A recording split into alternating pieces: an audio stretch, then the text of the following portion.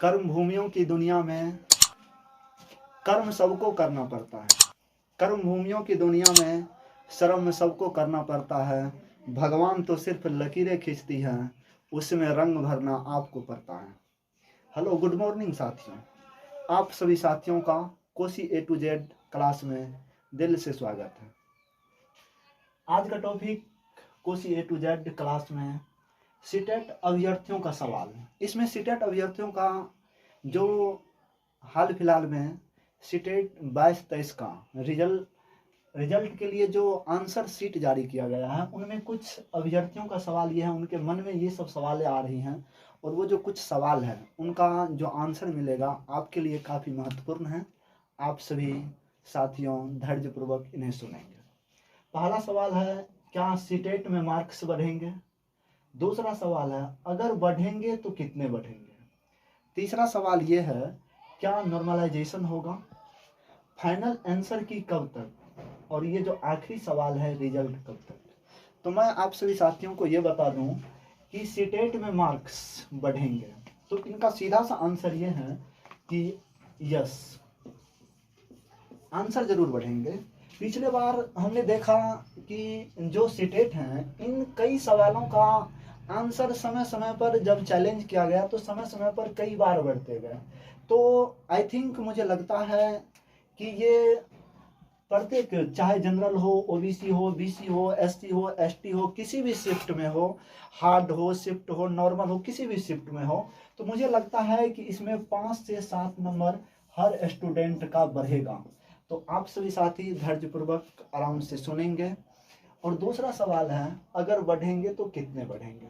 देखिए, ये जो आपका मार्क्स बढ़ना, ये जो डिपेंड करेगा ना, ये डिपेंड करेगा कि कौन शिफ्ट इजी था, कौन शिफ्ट हार्ड था, उस पर डिपेंड करता है। और आई थिंक मुझे लगता है कि कुछ क्वेश्चन का, जैसे आप सभी साथियों ने भी देखा होगा कि कुछ क्वेश्चन का जो आंसर लिया गया है ना, उसमें 9 लिखा होता है। देखिए, मैं आपको ये बता दूं कि 9 का अर्थ सीधा ये होता है कि सीटेट ने उस क्वेश्चन को गलत माना है। अगर सीटेट किसी क्वेश्चन को गलत मानता है तो इसका मतलब ये हुआ कि इसमें विद्यार्थी की, स्टूडेंट की कोई गलती नहीं है, उनका सीधा बोनस अंक उस स्टूडेंट को मिलेगा। ठीक, अब तीसरा सवाल है, क्या नॉर्मलाइजेशन होगा? देखिए, ये एक बहुत बड़ा सवाल है। मेरे ख्याल से लगता है कि आज से कुछ दिन पहले एक सीटेट ऑफिस के एक वरीय पदाधिकारी से हमारी बातचीत हुई थी, तो उन्हें सिर्फ ये लगा कि हाँ, नॉर्मलाइजेशन पर काम चल रहा है। लेकिन मैं अभी ये नहीं क्लियर कर सकता हूँ कि क्या नॉर्मलाइजेशन होगा, अगर नॉर्मलाइजेशन होगा तो कितना मार्क्स बढ़ेंगे। हाँ, लेकिन मुझे लगता है कि इस बार नॉर्मलाइजेशन होगा, क्योंकि कई शिफ्टों में एग्जाम हुई है। अब ये है फाइनल आंसर की कब तक। देखिए, ये सीटेट की, मतलब ये एक गाइडलाइन समझिए कि हर बार होता है कि उन्होंने अपना आंसर दिया, उन आंसर के बाद चैलेंज किया जाता है, और चैलेंज के बाद जो भी स्टूडेंट चैलेंज करते हैं, चैलेंज के बाद सीटेट करते हैं क्या, वो अपने एक्सपर्ट को बुलाते हैं, और एक्सपर्ट को बुलाने के बाद उस क्वेश्चन पर रिव्यू करते हैं, फिर उन्हें जो भी सुधार लगता है तो फिर वो अपना फाइनल आंसर की देते हैं। तो आई थिंक मुझे लगता है कि ये फाइनल आंसर की फरवरी के लास्ट वीक तक में आ जाएंगे, और उनके बाद जो मार्च होगा, मार्च के फर्स्ट वीक तक में आपका रिजल्ट होगा। तो आप सभी साथियों को मैंने जो भी जानकारी दी, मैं अपने आप से एक ऑथेंटिक जानकारी आप लोगों तक पहुंचाया। आप लोग मेरे चैनल को, Kosi A to Z classes को लाइक, शेयर एंड सब्सक्राइब जरूर करें।